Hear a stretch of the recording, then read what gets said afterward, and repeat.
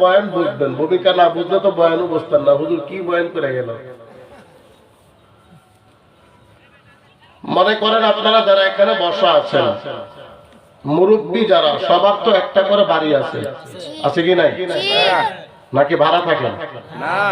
বাড়ি আছে তো সবার। হয়তো সবাই লাখ কোটি না, কোটিপতি না, কিন্তু একটা বাড়ির মালিক প্রত্যেকটা মানুষ এখানে। আচ্ছা বলেন তো, আপনার বাড়ি ঘর, আপনার জমি জমা সব বিক্রি করে যদি আপনি চান যে আমার বয়সটা এখন 40-এ, আমার বয়সটাকে আমি 39-এ নেব, সম্ভব না। তাহলে আপনার গোটা জিন্দেগির কামাই বিক্রি করে যদি 1 সেকেন্ড সময় আপনি পিছায় না নিতে পারেন, তাহলে বলেন তো আপনার সম্পদের দাম বেশি নাকি সময়ের দাম বেশি? সময়ের দাম বেশি। সময়ের দাম বেশি। এজন্য আল্লাহ বলেন সময়টাকে মূল্যায়ন করো, সময়টাকে গুরুত্ব দাও। এই যে আমরা এখানে বসা, এই যে বাম পাশ থেকে যুবকদের আওয়াজ আসতেছে, হয়তো তারা খেলাধুলা করতেছে। আচ্ছা বলেন তো, তারা দামি নাকি আমরা দামি? আমরা। আরো জোরে আওয়াজ দিয়ে বলেন। কেন আমরা দামি? কারণ আমরা জান্নাতের মজলিসে আছি, কোরআনের মজলিসে আছি। আমরা যারা এখানে আছি বুঝতে হবে আল্লাহ আমাদেরকে কবুল করেছেন, এজন্য আমরা আসছি। যারা আসে নাই তাদেরকে আল্লাহ কবুল করে নাই। দোয়া করি আল্লাহ যেন তাদেরকেও কবুল করে, চিল্লায় বলেন আমিন। এজন্য নবীজি উম্মতদেরকে জানায় দিয়েছেন, তোমরা সব সময় 5 ওয়াক্ত নামাজের পরে দোয়া করো আল্লাহর কাছে। শিখায় দিয়েছেন দোয়া। আল্লাহুম্মা আ'ইন্নি আলা যিকরিক ওয়া শুকরিকা ওয়া হুসনি ইবাদাতিক। নবী জানায় দেন, এর উম্মতের দল, আল্লাহর কাছে দোয়া করো, আয় আল্লাহ তোমার বেশি বেশি জিকির করার মতো তৌফিক দিয়া দাও। এই যে বয়ানের মাঝে মাঝে মধ্যে সুবহানাল্লাহ আলহামদুলিল্লাহ বলেন,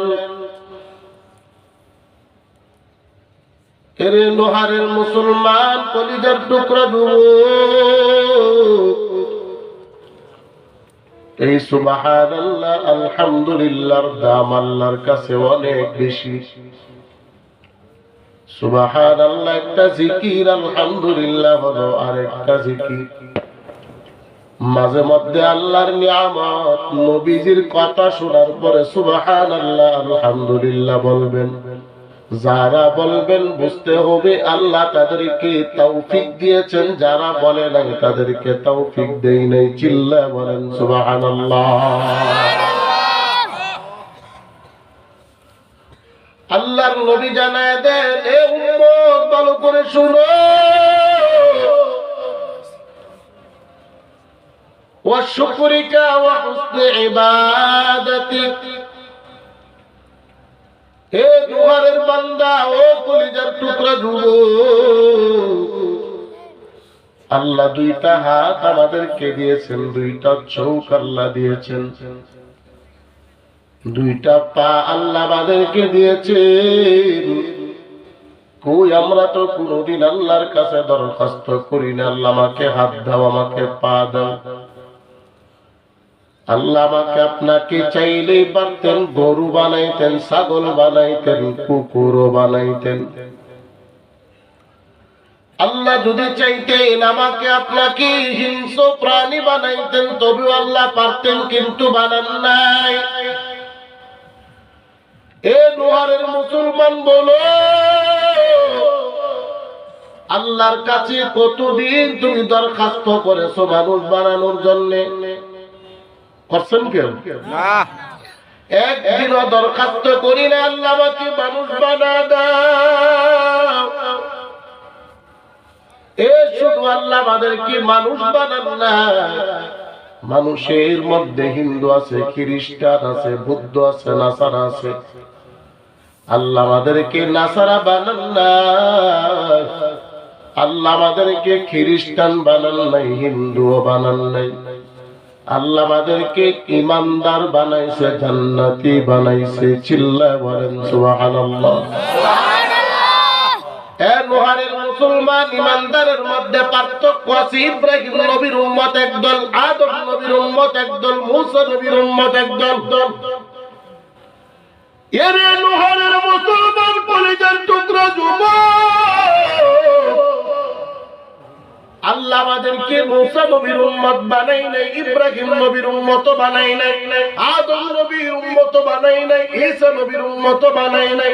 আল্লাহ আমাদেরকে বানাইছে মুহাম্মদ নবীর উম্মত। যেই নবীর উম্মতের আগে অন্য নবীর উম্মত জান্নাতে যেতে পারবে না। সুবহানাল্লাহ, বলেন না সুবহানাল্লাহ। সুবহানাল্লাহ। এ আমরা দামি নাকি কম দামি? দামি। আর জোরে বলেন দামি। আল্লাহ বলেন ওয়াল আসর ইন্নাল ইনসানা লাফি খুসর। সময়ের কসম, নিশ্চয়ই দুনিয়ার সব মানুষগুলো ক্ষতিগ্রস্ত জাহান্নামের দিকে আছে, ধ্বংসের দিকে আছে। আল্লাহ বলেন কারা কারা? বলে লোহারের মানুষগুলো জাহান্নামী। বলে না না, লোহারের মানুষ না। দুনিয়া সৃষ্টির পর থেকে কিয়ামত পর্যন্ত যত মানুষ জমিনের মধ্যে আসবে, আল্লাহ বলেন সব মানুষেরা ক্ষতিগ্রস্ত জাহান্নামের দিকে আছে। তবে চার শ্রেণীর মানুষ ছাড়া, ইল্লাল্লাযীনা আমানু, আল্লাহ বলে যারা ঈমানদার তারা জাহান্নামী না, তারা জান্নাতি। ও নোহারের মুসলমান বলু, আমরা যারা